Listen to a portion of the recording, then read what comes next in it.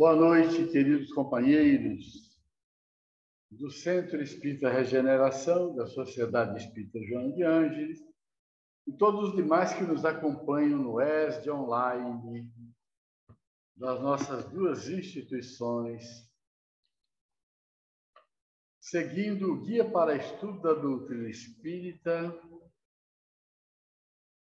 conforme preconizava Deolindo Amorim. Trabalho esse materializado e publicado pela Associação Espírita de Volta Redonda e hoje pela Sociedade Espírita Joana de Ângeles. Nós teremos hoje o tema Faculdades Morais e Intelectuais do Homem, é o capítulo 38 do nosso Guia para Estudo da Doutrina Espírita. Será apresentado pela Andréa Barra. Elevemos o pensamento a Jesus, pedindo amparo espiritual para a nossa atividade. Amparo espiritual para Andréa, que estará no seu esforço de sempre, trazendo-nos a síntese do capítulo. Que todos nós possamos nos enriquecermos muito nesta noite com mais um estudo sistematizado da doutrina. Mais esse capítulo tão importante para o nosso dia a dia. Fica conosco, Jesus, hoje e sempre.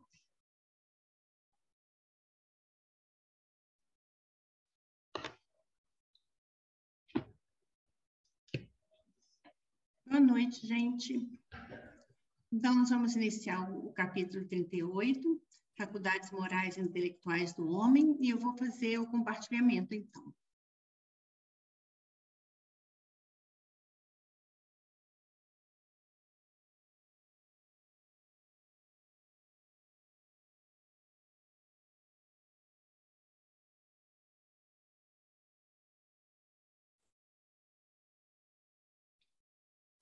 Peço só para me confirmar, por favor, se está sendo passado os slides. Estão passando? Sim, está. Ótimo. Então, no nosso capítulo, Faculdades Morais e Intelectuais do Homem, seguindo a sequência do Guia para Estudo da Doutrina Espírita, que serve de base para o nosso estudo sistematizado da doutrina espírita. E os livros da codificação, que são referências no nosso guia para o tema de hoje, é o Livro dos Espíritos e o Evangelho segundo o Espiritismo, nessas sequências aí, ideias inatas, faculdades morais e intelectuais do homem, influência do organismo, necessidade da vida social, a missão do homem inteligente na Terra, cuidar do corpo e do espírito. É um conteúdo relativamente simples. E nós começamos, então, falando sobre as ideias inatas e comentando a respeito da pergunta dirigida pelo codificador aos espíritos no Livro dos Espíritos. Encarnado, conserva o espírito algum vestígio das percepções que teve e dos conhecimentos que adquiriu nas existências anteriores? Então, ele está perguntando com relação ao espírito encarnado. Uma vez encarnado, o espírito conserva as percepções que teve, os conhecimentos que adquiriu anteriormente? E a resposta foi afirmativa. Guarda vaga lembrança que lhe dá o que se chama ideias inatas. Esta é a primeira questão deste tema, ideias inatas. Então, nós já temos dos espíritos a confirmação que nós vivemos a nossa existência atual, trazendo para ela os conhecimentos que nós adquirimos em existências anteriores. Às vezes, essas ideias, esses conhecimentos, eles surgem na forma de ideias que não são aprendidas agora nessa existência. Isso significa inato. Nato é o que nasceu, inato é o que não nasceu. É congênito, chega no berço com o ser. É claro que não nasceu nesta existência, mas em alguma outra existência precedente, aquele conhecimento foi adquirido. Então, se eu tenho, por exemplo, uma habilidade de aprender piano, mas ainda nem tenho consciência disso, mas me interesso a um determinado tempo da minha vida e vou para uma aula de piano. Aquilo se torna para mim tão simples, tão fácil, o aprendizado é rápido, é prazeroso. Por que isso? Porque eu já trago de vidas anteriores, embora isso não esteja consciente na minha mente, aprendizados anteriores que eu tive. Isto se chama ideias inatas. Então, inato é o que pertence ao ser desde o seu nascimento, é inerente, é natural, é congênito. E uma segunda definição que encontramos no dicionário, que inato é aquilo que se origina da mente sem qualquer mescla com a experiência sensível. O que isso significa? Eu não tive nesta existência, naquela ideia, nenhuma experiência que eu tive que vivenciar para adquirir aquele conhecimento. Eu já trago isso comigo. Eu não precisei passar pela experiência para adquirir aquele conhecimento. Entretanto, ele existe em mim, ele existe no ser. Então, é sobre isso que nós vamos falar, sobre as ideias não adquiridas, não concebidas através do aprendizado, da informação, da instrução, mas que acompanham o ser e que às vezes afloram. E elas afloram com um objetivo muito claro, que é de facilitar o progresso do espírito.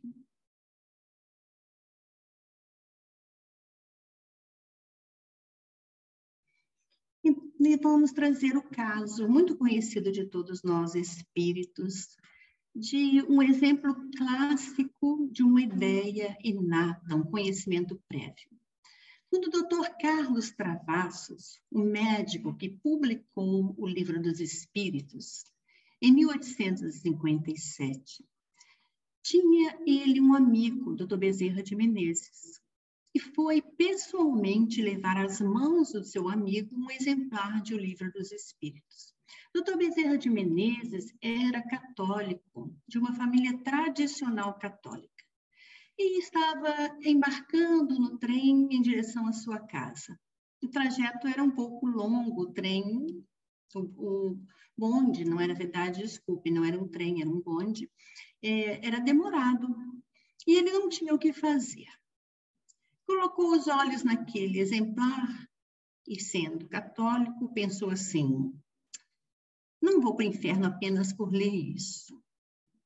E não tirou mais os olhos daquele livro.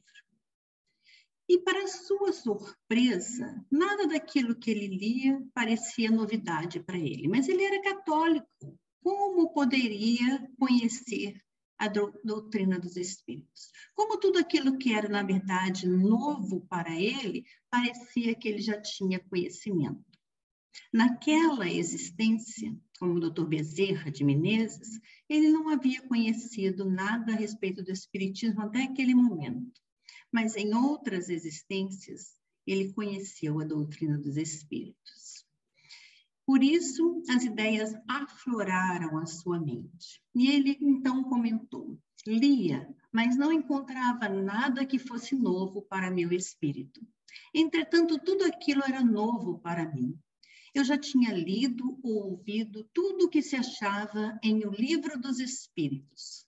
Preocupei-me seriamente com este fato maravilhoso e a mim mesmo dizia: parece que eu era espírita inconsciente, ou, como se diz vulgarmente, espírita de nascença.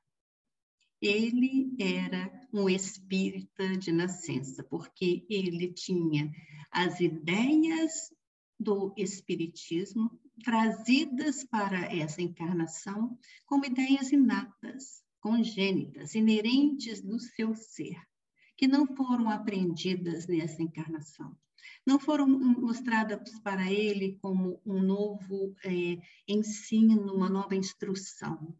E ele as identificou quando colocou pela primeira vez na atual existência, que foi a sua última, os olhos sobre o livro dos Espíritos. Isso ilustra muito bem o que são as ideias inatas. Então, vamos lembrar da trajetória da evolução da inteligência humana. Nós fomos criados simples e ignorantes quando chegamos ao reino hominal. Mas de lá para cá, quantos bilhões e bilhões de anos vivenciamos na raça hominídeos?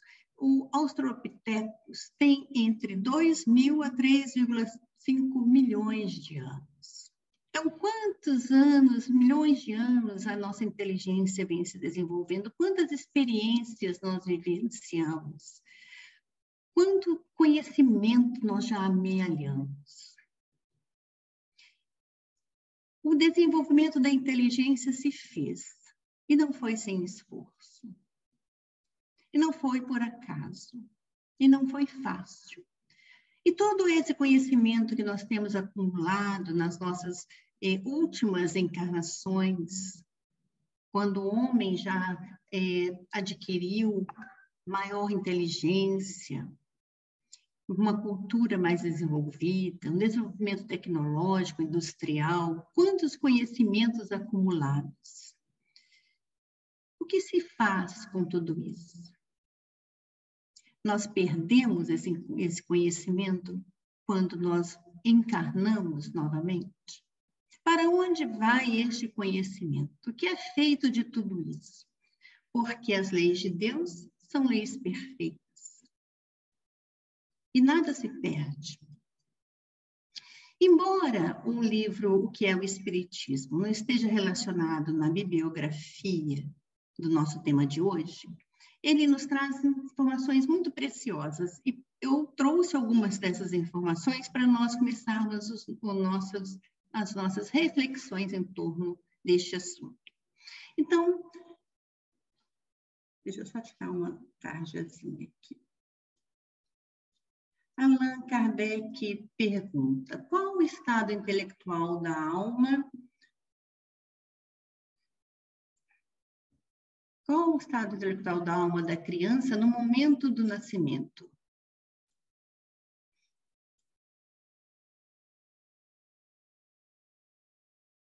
Pronto.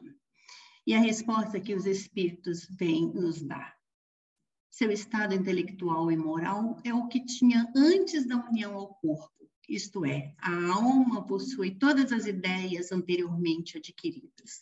Então, nós vemos um bebê recém-nascido aprendendo a falar, a andar, a engatinhar, a comer, a deixar as fraldas. E, a princípio, a gente pode pensar que aquele serzinho está aprendendo tudo. Mas quanto conhecimento aquele espírito que está ali encarnado num corpo novo, uma nova veste. Mas como a sua mente tem conhecimentos? E tudo isso está perdido?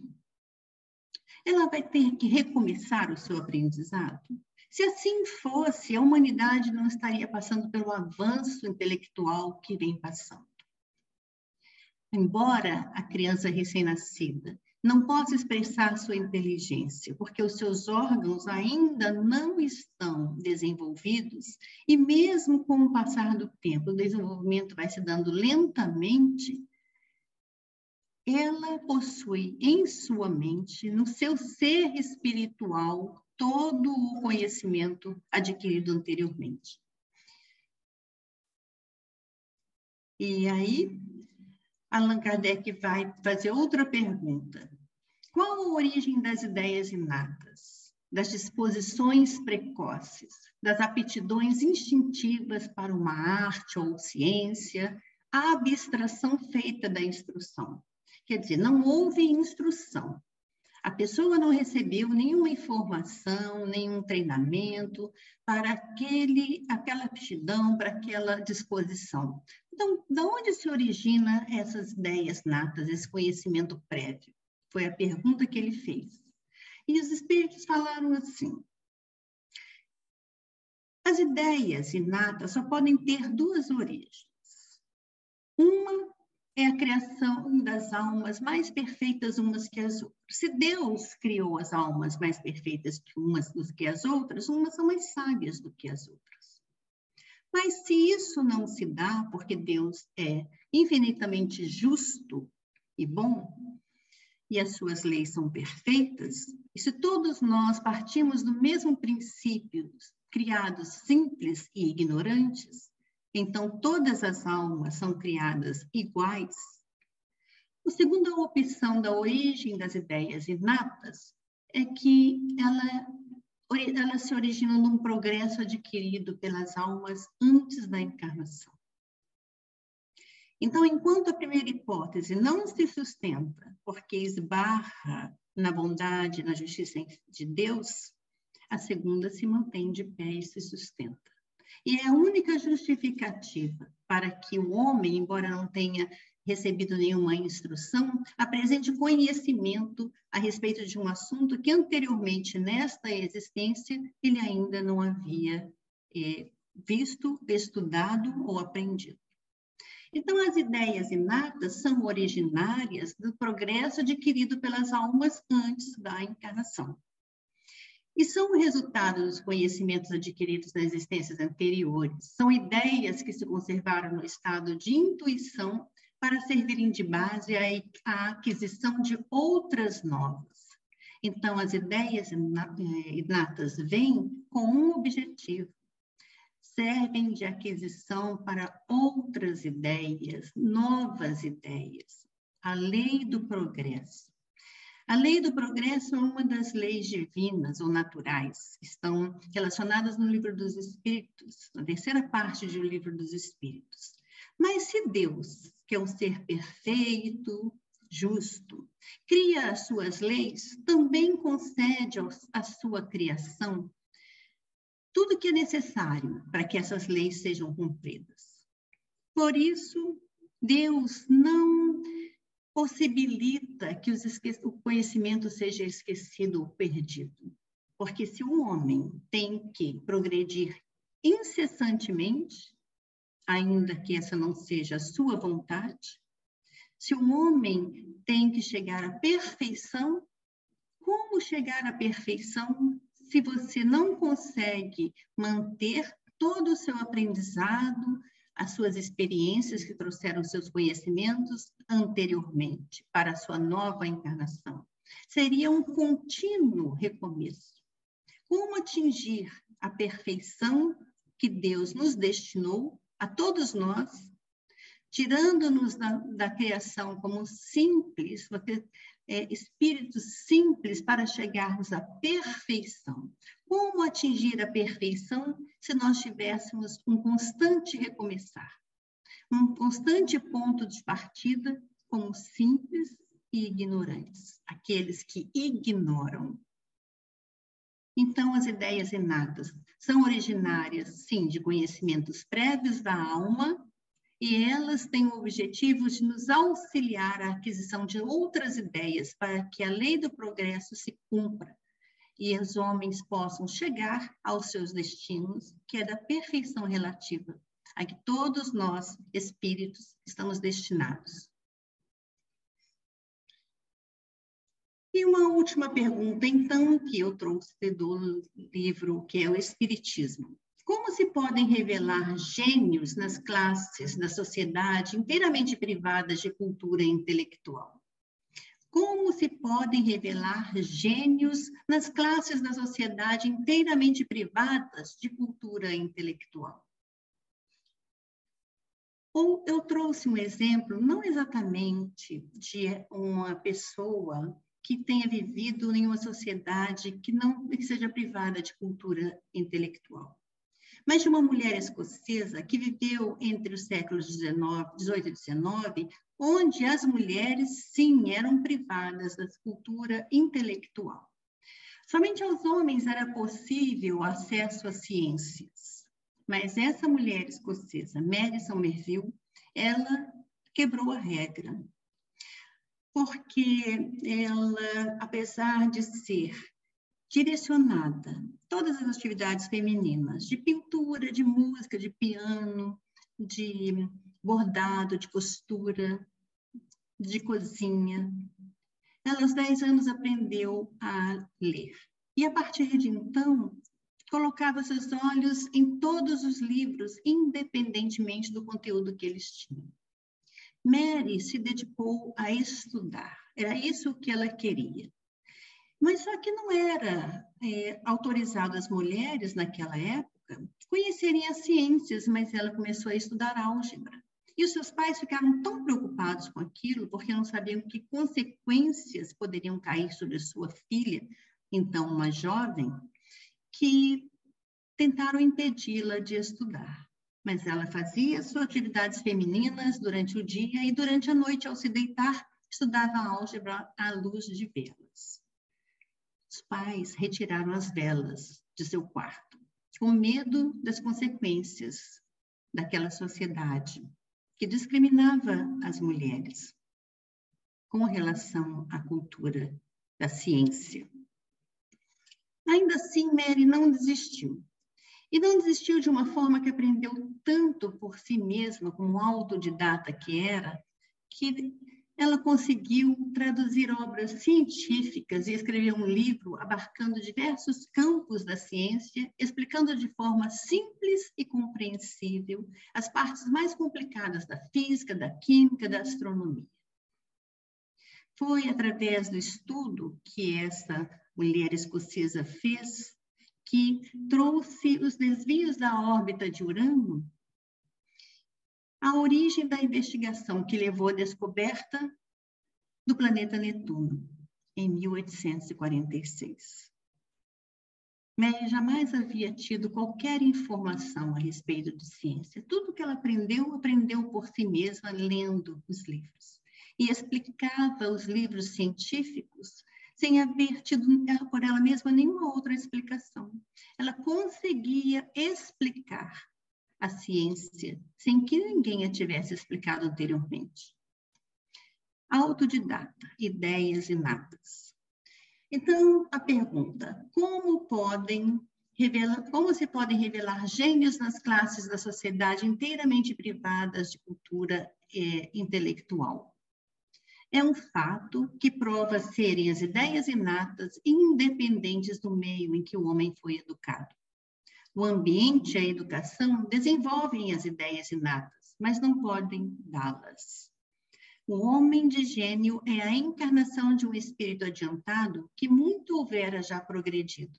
A educação pode fornecer a instrução que falta, mas não o gênio, quando este não exista. Então, a educação instrui, mas não constrói o gênio. O gênio constrói a si mesmo, ao longo das suas diversas existências, através do seu esforço próprio. A educação pode aprimorar o conhecimento, com certeza aprimora, mas não constrói o homem inteligente. É o homem que vai se construindo através do seu empenho.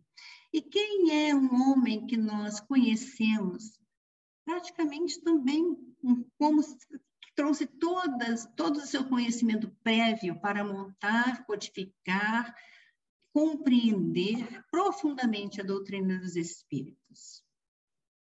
Allan Kardec trouxe as suas ideias inatas, o seu conhecimento profundo a respeito das leis divinas, para poder compreender com tanta rapidez tão profundamente aqueles ensinamentos que os espíritos lhe deram, a ponto de codificar em tão pouco tempo a doutrina dos espíritos.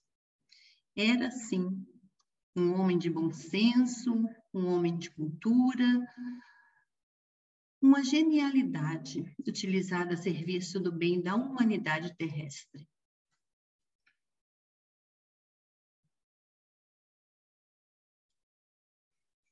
Então, vamos seguindo nossos estudos, fazendo um resumo do Livro dos Espíritos. A teoria das ideias inatas não é quimérica. Depois de tudo isso que nós já vimos, de exemplos vivos que nós demonstramos aqui, nós temos certeza que a teoria das ideias inatas não é quimérica, não é ilusória, não é fictícia. Ao contrário disso, não é teoria real. Ela é autêntica. Ela é verdadeira. Os conhecimentos adquiridos em cada existência não mais se perdem. Então, Deus, na sua bondade infinita, não podia deixar que o homem, que conquistou o seu conhecimento pelo seu esforço, com dignidade, com perseverança, ao longo dos milhões de anos, tivesse num contínuo recomeçar. Nós não poderíamos partir do zero. Nosso ponto de partida a cada existência não pode ser do zero, porque o progresso precisa se realizar, como nós já bem dissemos. Por isso, os conhecimentos que nós trazemos para a nossa existência atual são originários de outras existências. E aí perguntou Allan Kardec aos espíritos. Então, duas existências consecutivas estão completamente interligadas. Não estão interligadas, disseram os espíritos, porque, embora o homem conserve ideias inatas de outras existências, ele pode, em uma existência, vir numa posição completamente diferente da outra, da sua existência anterior.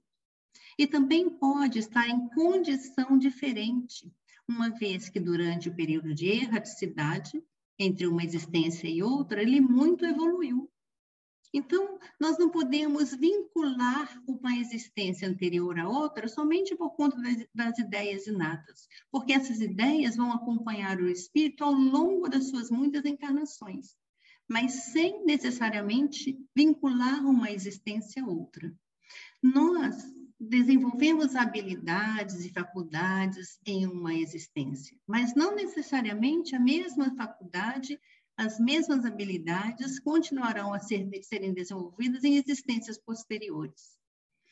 Durante a encarnação, esquece os conhecimentos adquiridos, em parte. Porém, a intuição que deles conserva lhe auxilia o progresso. Nós já falamos a esse respeito, que as ideias inatas têm, sobretudo, o objetivo de facilitar a aquisição de novas ideias, impulsionando o progresso.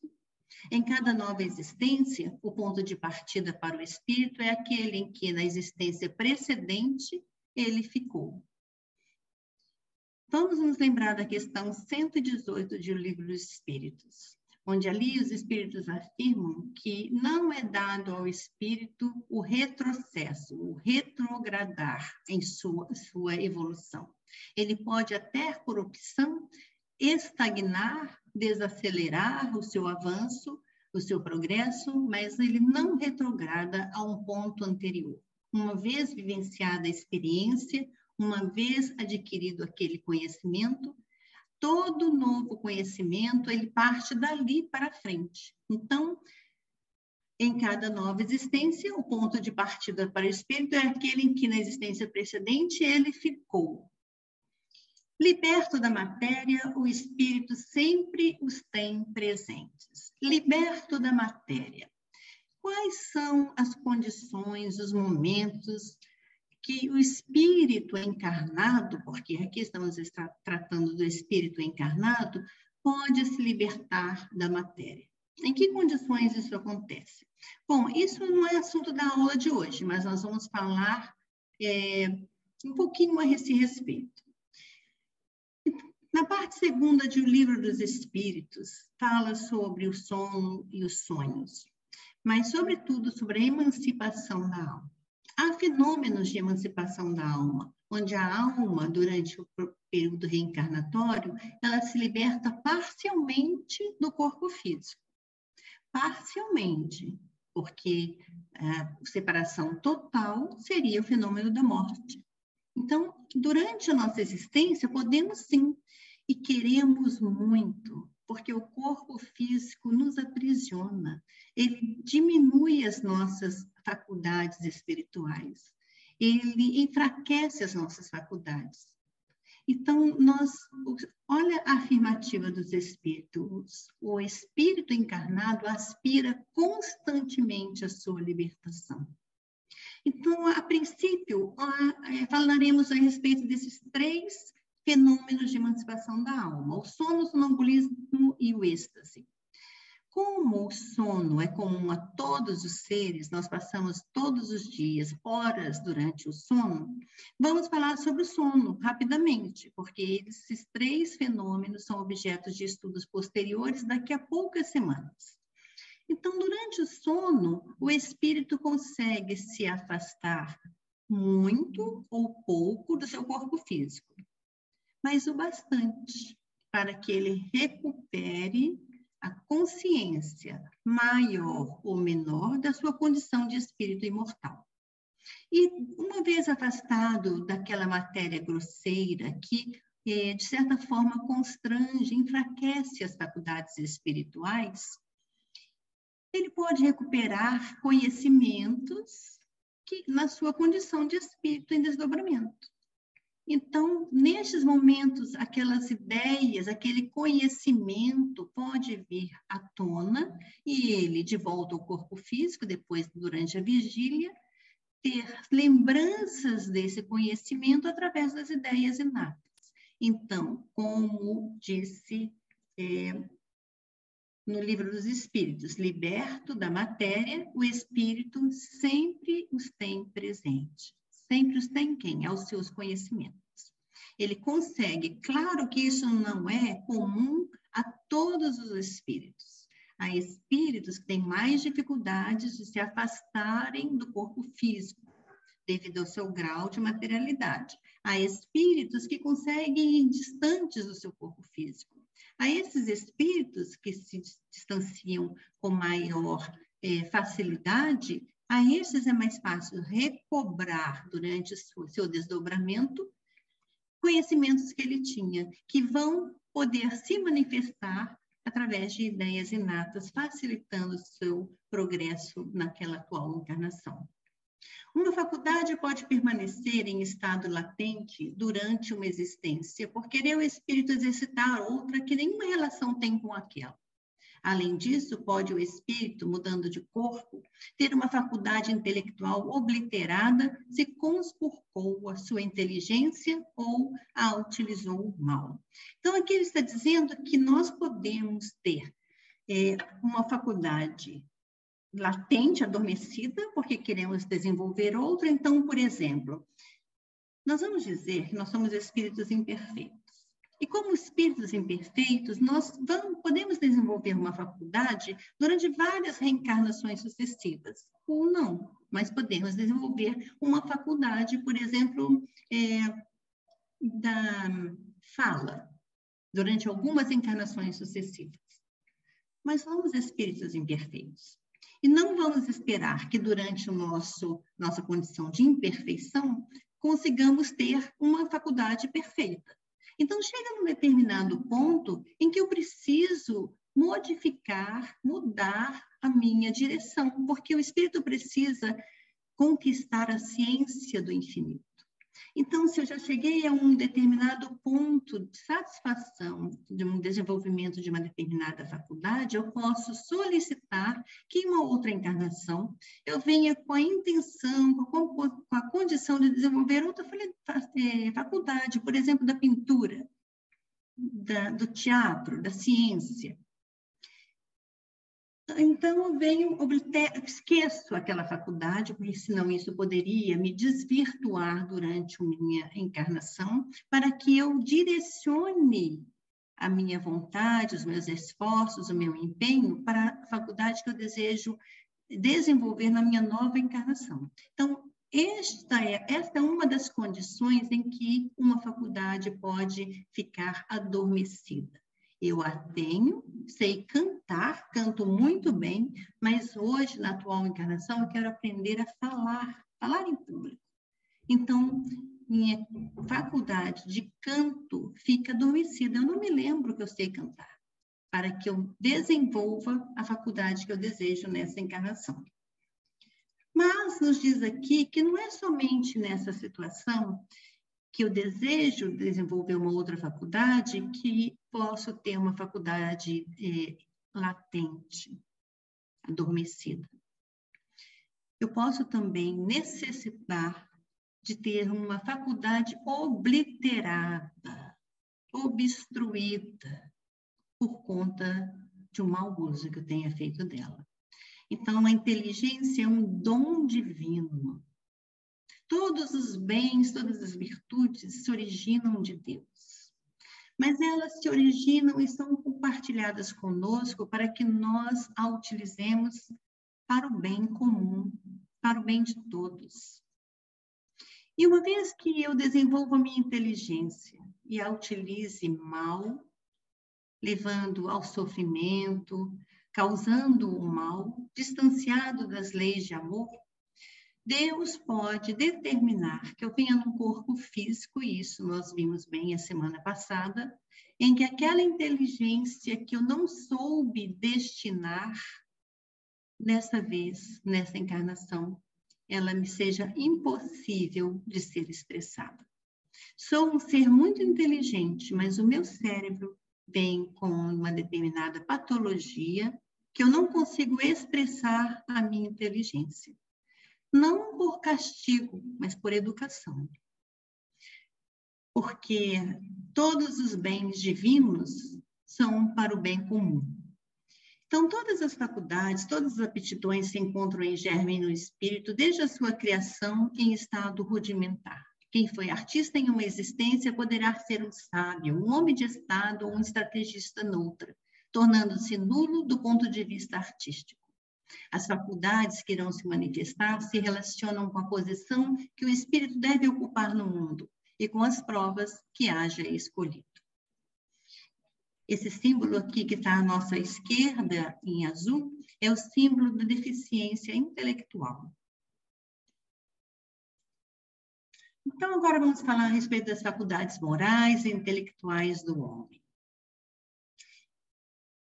As qualidades morais, boas ou más, que se observam no homem, são as do espírito nele encarnado. Quanto mais puro é esse espírito, tanto mais propenso ao bem é o homem. A matéria não pensa. Então, se o espírito encarnado, ele tem uma conduta boa ou não, não é dada pela matéria. Essa conduta é dada pelo espírito que está ali encarnado. Isso para nós pode parecer muito simples hoje, mas na época que a codificação foi publicada, não era tão simples assim. Acreditava-se, talvez, que poderia haver dois espíritos naquele corpo físico, um bom e um mau. E era por isso que, às vezes, as pessoas se expressavam de uma maneira boa, às vezes se expressavam de uma maneira indevida. Mas hoje, para nós, isso já é claro. O mesmo espírito dá ao homem as qualidades morais e intelectuais em virtude do grau de adiantamento a que se haja elevado. Também é claro e óbvio para nós saber disso, que um só espírito ocupa um corpo físico, e as qualidades morais e intelectuais que aquele homem expressa são a do espírito nele encarnado, um único espírito. O espírito progredia em sensível marcha ascendente, mas o progresso não se efetua simultaneamente em todos os sentidos. Durante um período, ele pode se adiantar em ciência, durante outro em moralidade. Isso nós já vimos. A questão 780 do Livro dos Espíritos trata muito bem deste assunto, quando nos diz, segundo Emmanuel, das duas asas do nosso progresso, a intelectual e a moral, que elas, em geral, não se desenvolvem simultaneamente, que habitualmente o intelecto vem primeiro, o desenvolvimento intelectual vem primeiro, e em seguida, mas não simultaneamente, o desenvolvimento moral. E por que isso se dá? Porque o homem com desenvolvimento intelectual compreende melhor a lei de Deus. E compreendendo melhor a lei de Deus, ele passa a diferenciar com mais exatidão o que é o bem, o que é o mal, faz escolhas mais acertadas. E aí ele começa a se desenvolver moralmente, até que haja o equilíbrio. Então, a frase, a moral e a inteligência são duas forças que só com o tempo chegam a equilibrar-se. O homem tem faculdades morais em si, tem faculdades intelectuais em si, mas, em geral, No nossa humanidade terrestre, as faculdades intelectuais superam em muito as faculdades morais. E isso nós estamos vendo pelo nosso desenvolvimento tecnológico, mas a moralidade deixando a desejar.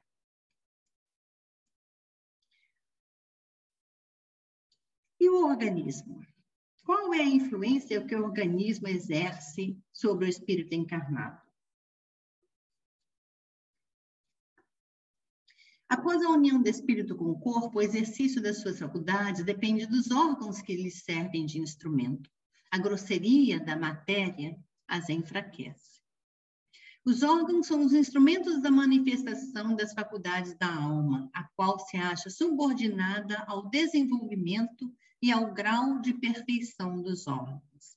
Então, esse exemplo que tem aqui na frente, que dependendo da grosseria da matéria, o nosso corpo físico ainda é uma matéria bastante densa, e por isso ele vem dificultar, enfraquecer as faculdades espirituais no homem encarnado.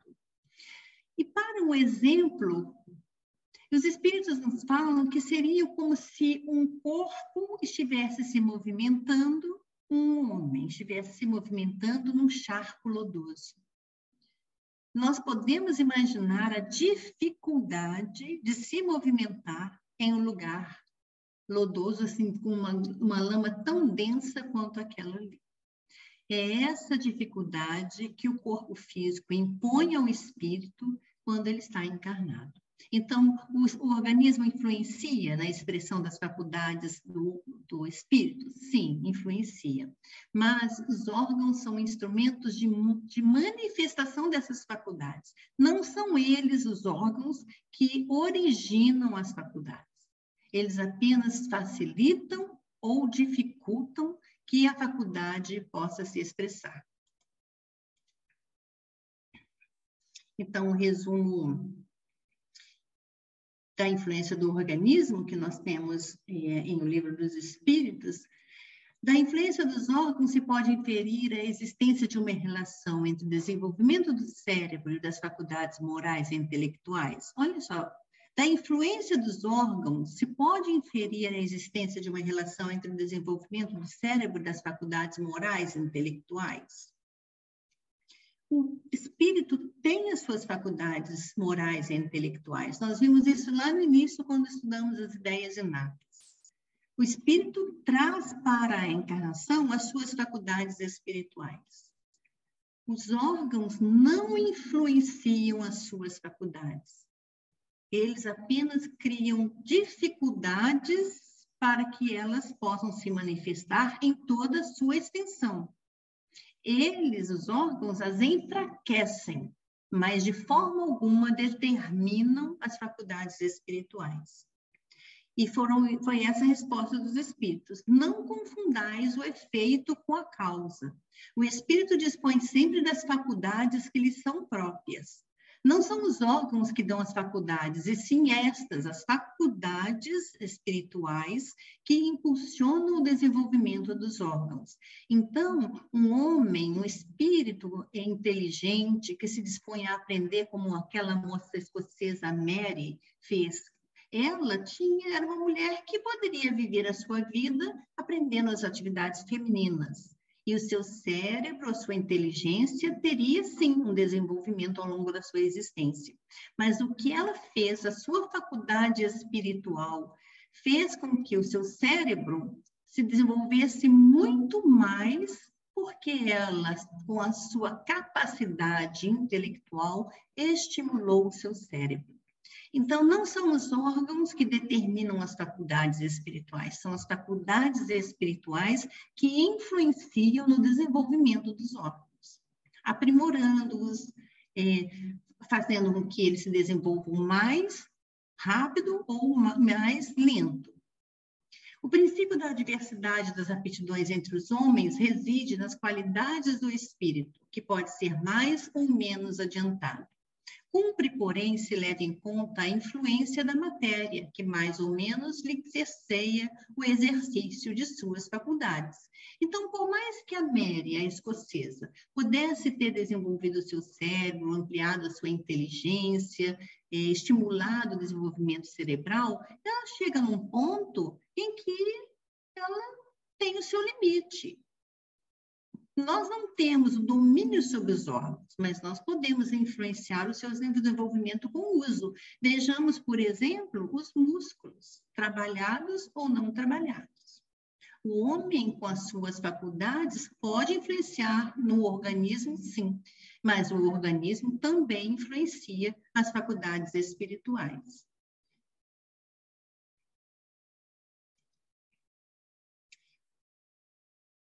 E falando sobre a necessidade da vida social, nós vamos dizer que o homem foi feito para viver socialmente.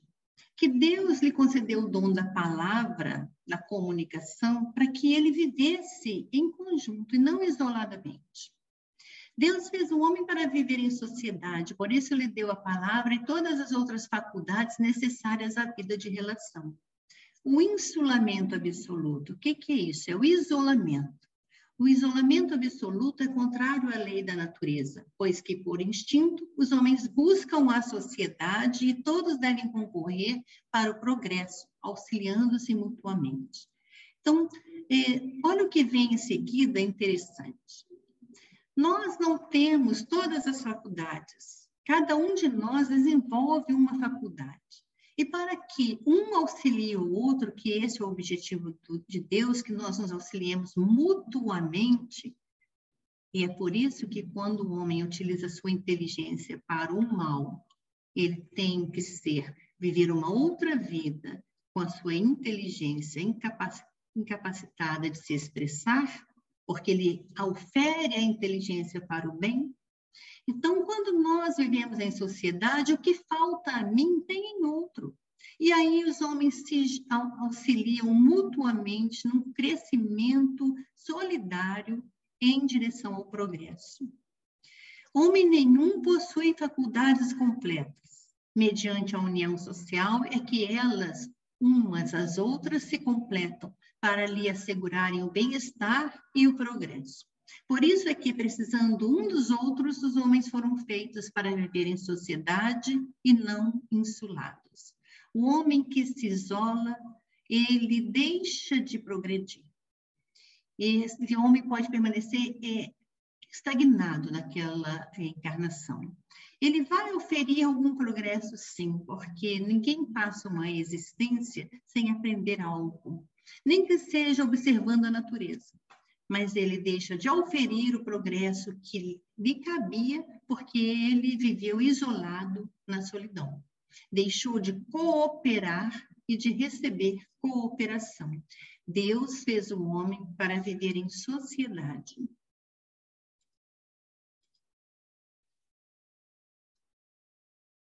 E qual é a missão do homem inteligente na Terra? Já falamos a respeito do destino da inteligência.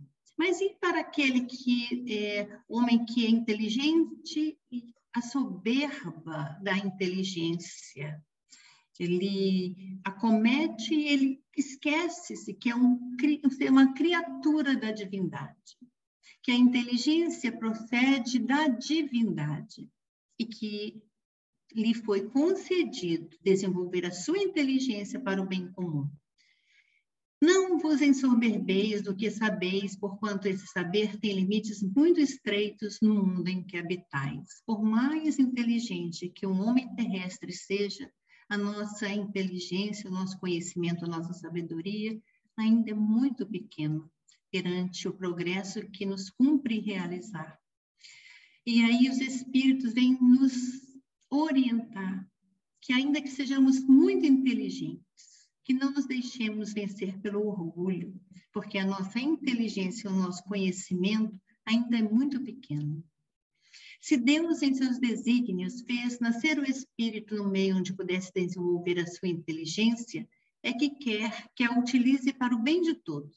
É uma missão que lhe dá. pondo-lhe nas mãos o instrumento com o qual pode desenvolver, por sua vez, as inteligências retardatárias e conduzi-las a ele. A inteligência é rica de méritos para o futuro, mas sob a condição de ser bem empregada. Então, é o uso que eu faço da faculdade. O homem abusa da inteligência como de todas as suas outras faculdades, e, no entanto, não lhe faltam ensinamentos que o advirtam de que uma poderosa mão pode retirar o que lhe concedeu. Nós vimos, então, a semana passada, sobre o idiotismo e a loucura. Vimos inteligências que não puderam se expressar durante uma encarnação porque não souberam serem bem empregadas em existências anteriores. O bem procede da divindade e se destina ao bem comum. Então, o homem inteligente na Terra tem uma missão, e é promover aquelas inteligências retardatárias, auxiliar o homem, mutuamente, os homens devem se auxiliar. E chegando ao fim do nosso estudo de hoje, vamos falar de cuidar do corpo e do espírito de uma forma muito simples, porque também já vimos a esse respeito. A pergunta que nos cabe: consistirá na maceração do corpo a perfeição moral? O autoflagelo vai me fazer menos orgulhoso, menos egoísta, menos vaidoso, menos soberbo, menos individualista? O corpo é um instrumento que Deus nos concede para a vida no plano físico. Quanto mais saudável o meu corpo, melhores condições eu terei de desenvolver as minhas faculdades, que estão em germe em nós desde a nossa primeira criação no reino hominal. Eu tenho em germe todas as faculdades que me cabem desenvolver. E para que a nossa encarnação seja mais proveitosa, eu tenho que cuidar do meu corpo, porque ele é minha ferramenta. Se ele estiver bem, eu tenho uma experiência reencarnatória mais proveitosa. O Espiritismo demonstra as relações que existem entre o corpo e a alma e diz que, por se acharem independência mútua, importa cuidar de ambos. Amai a vossa alma, porém, cuidai igualmente do vosso corpo, instrumento daquela. Desatender as necessidades que a própria natureza indica é desatender a lei de Deus. Sereis, porventura, mais perfeitos, se martirizando o corpo não vos tornardes menos egoístas, nem menos orgulhosos e mais caritativos para com o vosso próximo? O corpo é a nossa ferramenta, nos cabe cuidar do corpo e do espírito. Porque é através da vida na Terra, a vida terrena, que o espírito passa pelas suas provas e as suas expiações em direção ao seu aperfeiçoamento, em direção à perfeição que lhe cabe chegar. Então, o corpo, como nosso instrumento, nos cabe a vigilância, para que nós tenhamos saúde e para que nas nossas próximas encarnações mereçamos um corpo ainda mais saudável do que o atual. O homem, lembra que nós lemos atrás, abusa de todas as suas faculdades.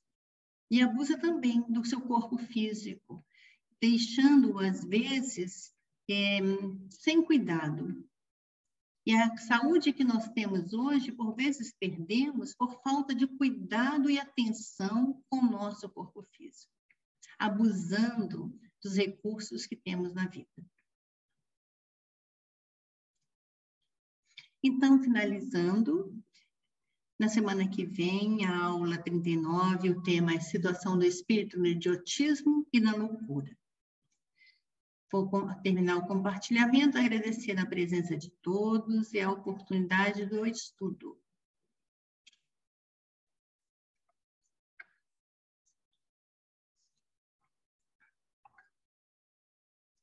João, terminei. Muito bem, parabéns. Mais um belíssimo estudo, riquíssimo, que nos esclareceu muito. Vocês já fizeram muitas perguntas?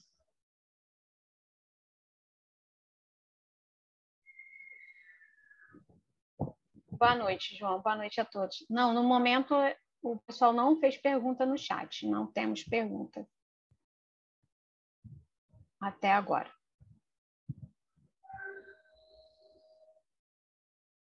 Nenhuma mãozinha apareceu levantada.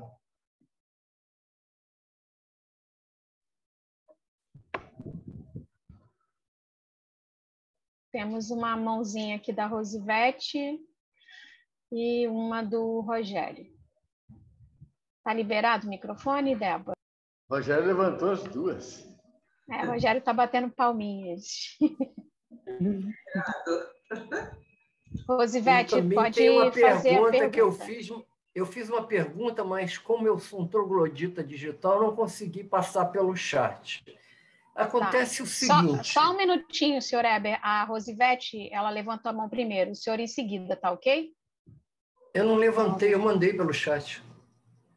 Não está aqui no chat a sua pergunta. Tudo bem. Então. Vamos só seguir a ordem? Vai ser a Rosivete, depois é o senhor em seguida, tá ok? Ok. Rosivete, pode perguntar.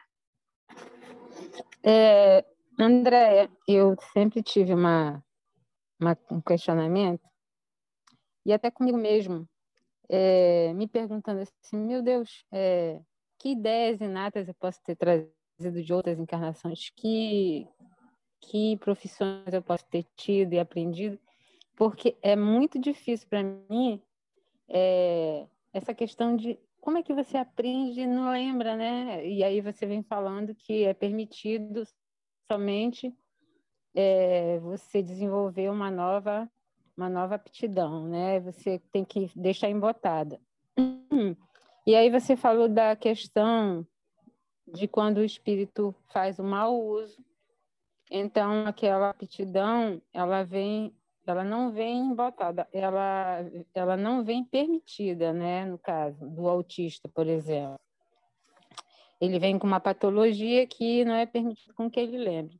Mas eu pergunto uma coisa, por exemplo, nessa encarnação eu vim com a questão de desenvolver a minha aptidão para ser professora, né? Para dar aula para criança, para aprender a lidar com criança. E aí eu gosto, por exemplo, de cantar. Então, existe a questão de lembrar e existe a questão de não vir com a voz para poder cantar. E as duas coisas se unem para que você não traga aquela aptidão do passado. É isso? Ou, por exemplo, se eu resolver que eu quero cantar, que seja um hobby e eu começar a treinar para cantar, eu posso me lembrar de algumas coisas, isso me ajudar e essa aptidão ela ficar assim, não de uma forma fundamental na vida, mas como se fosse um hobby, uma coisa que eu gosto e aprendesse a cantar. É isso que eu queria entender. Se essa aptidão ela pode ser desenvolvida de uma forma mais branda. Então, Rosa, eu vou ver se eu entendi a sua pergunta toda. Nós não estamos passando pela existência exclusivamente para desenvolver uma faculdade. Então, quer dizer, você falou em ser professora. Você não precisa exclusivamente ser professora. Se aquela é a sua profissão, isso não quer dizer que você não possa aprender a cantar. Então, uma coisa que nós lemos ali, que nós temos, desde a nossa criação no reino nominal, todas as nossas faculdades em germe, que nos cabe desenvolver. Então, se você gosta de cantar, por exemplo, e você não tem voz para isso, talvez não fosse neste momento que você desenvolveria a aptidão do canto. Mas uma vez que você está direcionando o seu esforço para aquilo, você vai começar a desenvolver. Você pode não chegar à perfeição dela. E aí você continua desenvolvendo em outras encarnações. Então, nessa encarnação, você aprende a cantar. Como você não tem uma voz muito bonita, você vai cantar num coral, mas vai aprender a cantar. Mas você vai desenvolvendo este dom, porque nós vamos desenvolver a ciência do infinito. Este é o objetivo do Espírito, vamos saber tudo. Então, você vai desenvolvendo essa faculdade de cantar, que talvez não fosse exatamente para esta encarnação, mas você pode começar nessa encarnação. E aí, depois, em outras encarnações, você vai desenvolvendo, porque se você não tem o dom para cantar agora, quer dizer, você não tem a voz para cantar nessa encarnação, isso não significa que daqui a 3 encarnações você não esteja cantando bem. E nós que não temos o dom de cantar nessa, porque aquela pessoa que talvez venha para a encarnação com a aptidão do canto, ela vai ter a voz. Deus vai nos munir de todos os instrumentos necessários para que nós desenvolvamos aquilo que viemos desenvolver. Deus é justo e bom. Então, se você tem a missão ou a programação de desenvolver o canto, você vai vir com uma voz compatível para a sua programação. Entretanto, se você não tem agora, mas tem vontade de cantar, isso significa que você já tem a faculdade em germe e desde agora você está estimulando essa faculdade para que em futuras encarnações você venha com uma voz compatível, porque vai ser naquela encarnação que você vai desenvolver a faculdade do canto. Ninguém, eu acho que a primeira vez que vai desenvolver um canto, vem com a voz perfeita para cantar. Nós desenvolvemos as faculdades pelo esforço, pelo empenho. Não nos é dado a faculdade. Então, nós não vamos nascer com uma voz perfeita. Naquela encarnação, vamos começar a desenvolver as aptidões a ponto de desenvolvê-las na perfeição relativa, porque somos seres imperfeitos. Então, não vamos ter uma voz dos deuses, vivendo num mundo de espíritos imperfeitos. Mas vamos chegar a desenvolver aquela faculdade a um nível de perfeição compatível com o mundo em que vivemos. A partir daí, vou deixar aquela faculdade adormecida, porque agora eu quero aprender a pintar. Então, Rose, a gente não vem com a programação de ser apenas professora, de ser apenas bancária, como era o meu caso. Eu não vim apenas para ser bancária. Eu tenho, ao mesmo tempo, como se fosse opções variadas para a gente desenvolver. Eu não sabia falar em público. Foi aqui no Regeneração que eu comecei a falar em público. Estou desenvolvendo a habilidade para falar. Mas eu não sabia nem que eu poderia falar em público. Não tinha noção de que um dia eu faria um estudo. Mas vou desenvolvendo, provavelmente nessa e de outras encarnações, até onde eu puder. E, simultaneamente, ou então depois, posteriormente, eu vou começar a desenvolver outras habilidades. Eu imagino que seja isso que você tenha perguntado, porque eu não entendi muito bem sobre isso. Sim, também respondeu. E aí, você acabou de falar, então, eu não vou desenvolver essa aptidão nessa porque eu quero pintar, certo? Vamos que nessa eu não vou desenvolver o canto porque eu quero pintar. Mas essa faculdade do cantar, por exemplo, se eu já tivesse sido uma grande cantora e tal, aí essa faculdade ela fica totalmente embotada, eu não lembro de nada, não tenho chance nenhuma de desenvolver isso, porque aquilo ali foi abafado, certo? Esse é o ponto, está abafado, né? Ali não foi determinante. Naquele texto não disse vai ficar embotada, vai ficar latente. Lá falou assim, pode ficar latente. Sabe por quê? Porque eu posso ser pintora e cantora. Eu posso já estar no nível de faculdade do canto tão desenvolvido que assim, eu deixo algumas horas para o meu canto e vou desenvolver agora a minha pintura com maior empenho. Então, pode ficar adormecido, mas não é determinante que ficará. E quando é que ficará adormecida? Lá também fala. Quando ela pode vir a dificultar o aprendizado de outra faculdade. Aí ela fica adormecida. Isso a gente está falando, né, sem levar em consideração o mau uso de uma faculdade, né? A gente está falando de uma faculdade intelectuais bem desenvolvidas, bem direcionadas.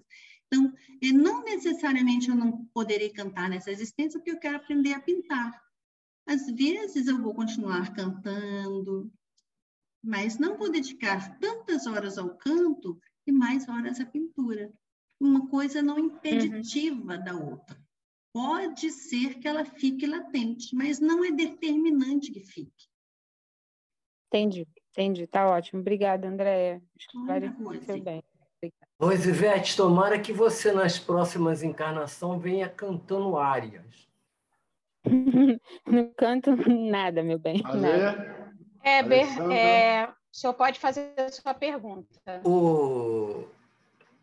Minha querida Andréia, você colocou aqui, eu também li alguns artigos na Revista Espírita, talvez uns 2, uns 3, de que algumas pessoas se lembram da doutrina espírita, né, que ela já traz aquilo em si latente, né, e quando lê o livro, só recorda. A minha pergunta é o seguinte: a doutrina foi codificada no século XIX, tá?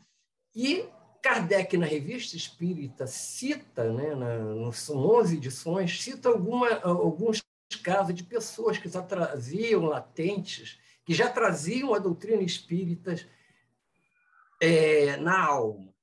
A minha pergunta é a seguinte: será que elas já conheciam a doutrina espírita antes de Kardec codificar a doutrina, codificar o Livro dos Espíritos, o Evangelho, o Livro dos Médiuns, o Céu e o Inferno, e etc.? Weber, nós não podemos esquecer que a doutrina espírita é uma revelação. Ela já existia desde o início do universo. Ela é uma lei divina. Ela nos foi revelada, mas ela já existia. Ela sempre existiu. Então, todos nós podemos ter tido experiências prévias, porque tivemos experiências prévias com as leis de Deus. Desta vez, a doutrina chegou para a humanidade terrestre em forma de revelação, mas não em forma de criação. Ok, então fechamos aqui no chat. Nós não temos perguntas e já estamos caminhando para o nosso... desculpa, Ronaldo está levantando a mão? Tá, só desmutar o microfone, Ronaldo.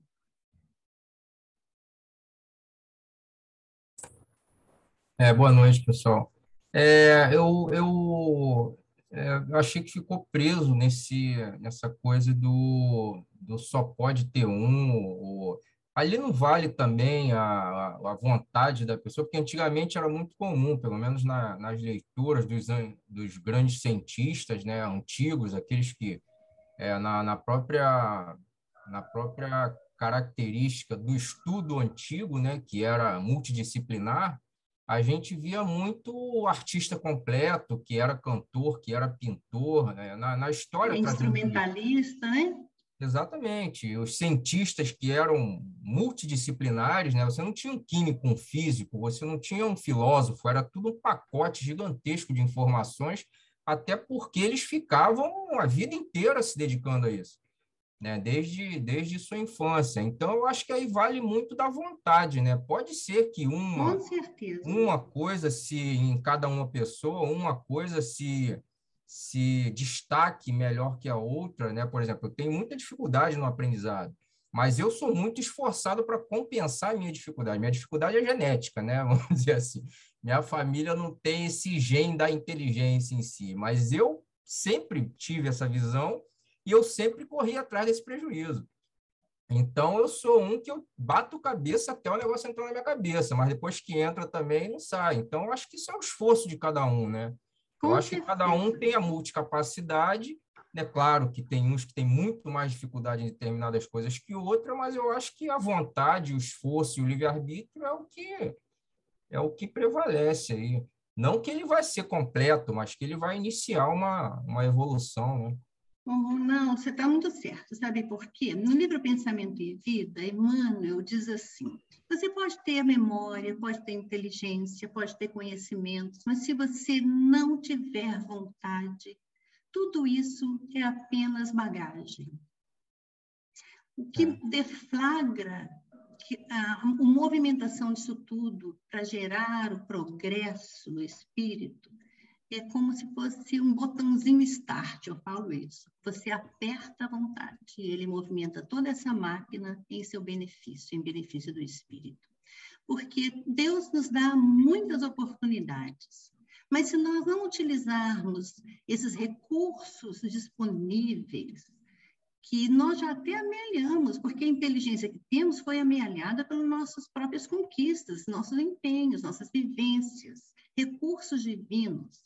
Então, nós podemos ter todos os recursos, mas se nós não tivermos vontade, esses recursos são apenas objetos na prateleira, à nossa disposição, mas que nós não utilizamos. Então, você tem dificuldade de aprendizado, mas você tem vontade. E talvez você se desenvolva mais do que aquele que tem inteligência e capacidade, alta capacidade de entendimento, compreensão, mas não tem vontade. É verdade, eu digo dificuldade porque eu já trabalhei com inúmeras pessoas que você vê que lê uma apostila, por exemplo, uma vez só, e daqui a 3 anos ele sabe aquilo ali ele guarda aquilo numa facilidade absurda. E não é nenhum nem dois, são pessoas assim que se aproximam da gente e a gente vê essa facilidade. Isso, para mim, é inteligência, né? É essa característica de armazenar e absorver, né?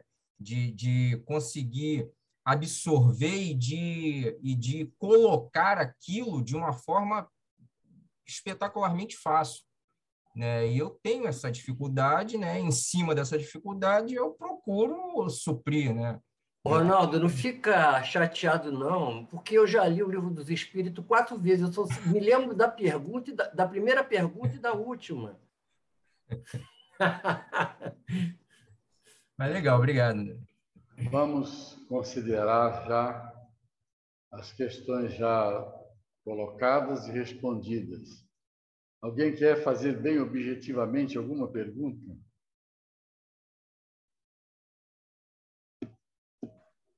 O Rogério tinha levantado.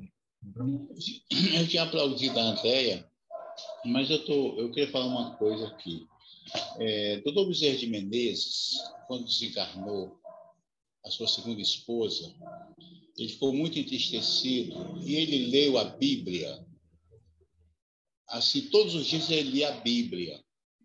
E ele então, com a leitura da Bíblia, ele pegou o livro dos Espíritos, como a Andréia citou aqui, ele então ali não achou novidade nenhuma, porque ele falou, bom, já sabia disso, quando ele leu o livro dos Espíritos no bonde, né? Eu lembro dessa história. E aí, quer dizer, então ele já trazia, e o Bezerra de Menezes, como a gente sabe, é da época de Jesus, né? A gente vê a trajetória dele, naquele livro 13º Apóstolo, que nós já fizemos estudos, e ele vem numa trajetória muito longa, e como a Andréa falou, a doutrina dos Espíritos já existe, ela foi apenas revelada. E nessa revelação, os Espíritos estavam aonde? Trabalhando nesses bastidores que nós nem imaginamos. Então, às vezes as palavras ficam assim um pouco meio soltas e talvez até possa tirar uma dúvida, mas não ficou dúvida, eu entendi. Mas às vezes a gente fica assim achando que uma coisa, como assim, se é tão pouco tempo da revelação até a pessoa falar isso? Mas, enfim, eu acho que ficou bem explicado e queria agradecer pelo estudo que a Andréa fez para nós. Muito bom. Também, Andréa, obrigado, hein? Obrigada a vocês.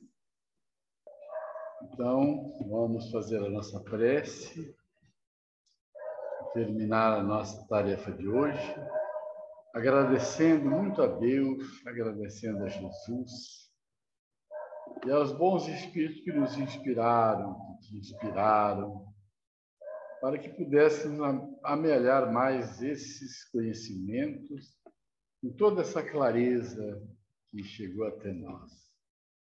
Obrigado, mestre querido. E que esse conteúdo, que já está incorporado em nossas consciências, possa beneficiar muitos outros irmãos que vão encontrar disponibilizado no YouTube para estudo e meditação. Encerramos aqui, Jesus, a nossa tarefa e que possamos ter uma noite de descanso, de paz, de harmonia e tarefas espirituais.